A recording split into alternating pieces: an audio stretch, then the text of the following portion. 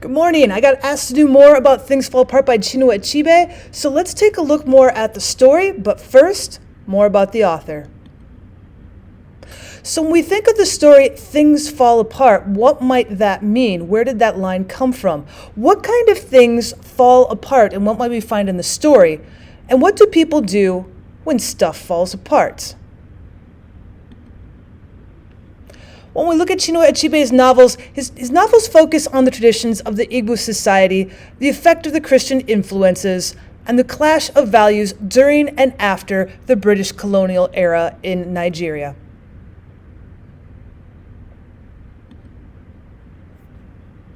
So Chinua Achebe grew up in Ojidi, which is a village in Nigeria, and his father taught at the missionary school.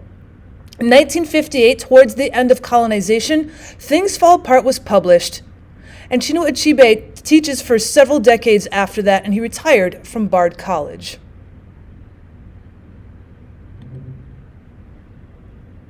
So Things Fall Apart is set in the 1890s, perhaps in the early 1900s, during the coming of the white man to Nigeria.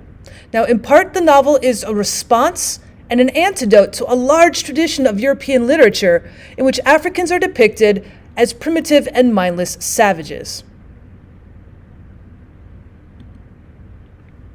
Now, Achebe's purpose was also to bring dignity back to the individuals of Africa, because they were consistently presented as ignorant from the dark continent, and a lot of times almost sinister people with no sense of justice or purpose.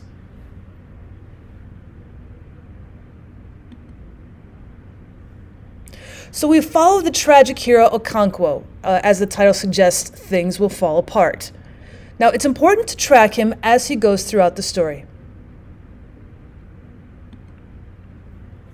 So if we think of Okonkwo as the protagonist, he is attached to several people in the village. If we start off at the very top, he respects Nkwabi, which is a great man of the village, and he gave Okonkwo a sharecropping contract. Now, we also have Unuko, which is Okonkwo's father. He was lazy, he lacked responsibility, and Okonkwo wants to kind of break away from that family set and make his own. Now, he also has Ikemefuna, which is his foster son. Now, Okonkwo becomes fond of Okonkwo and calls him father, but eventually he is going to be murdered. Now, we also have our actual son, Noye.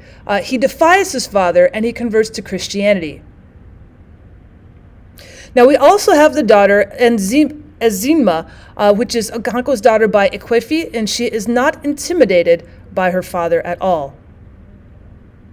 We're also going to meet the second wife and the third wife of Okonkwo. Okonkwo's second wife is Ekwefi, the mother of Ezinma.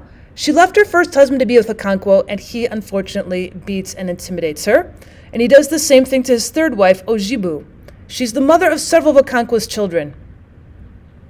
Lastly, you'll also meet Okonkwo's best friend, Oberika, and he listens to Okonkwo when he's depressed, and he also sells Okonkwo's yams when he is in exile.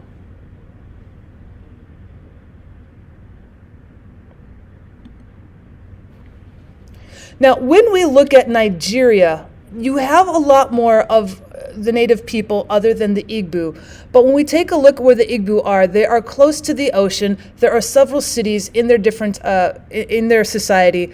But when you take a look at Nigeria itself, there's a lot of different peoples. So when we talk about the Igbo people, you can see where the river and the ocean are in reference to where they live.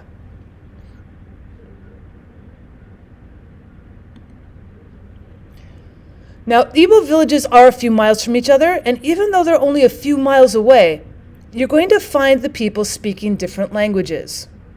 But a lot of the customs are going to be similar. There is a 4-day market week, there's the Kola Nut ritual, and there's the new Yam Festival.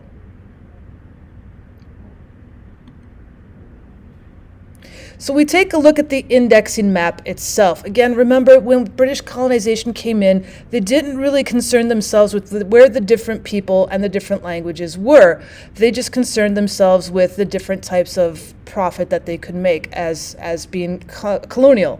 So when we take a look at where we're looking down towards the Atlantic Ocean where the Igbo people would be, they're more down in the Niger-Congo area where you're going to find the Igbo language. Now, their economy, because they're so close to the river and close to the ocean, is based on root crops. They have the water in order to grow them. So the men usually grew yam. The women are going to grow beans, cassava, and cocoyam.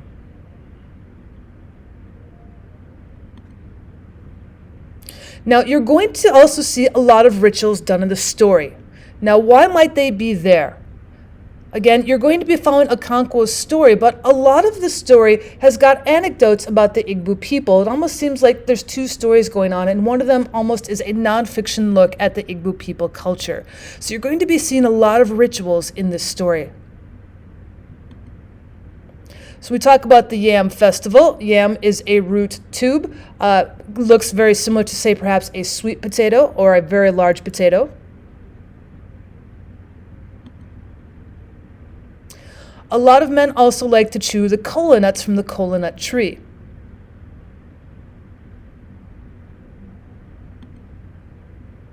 And we also talk about how the women grow cassava, another root tuber.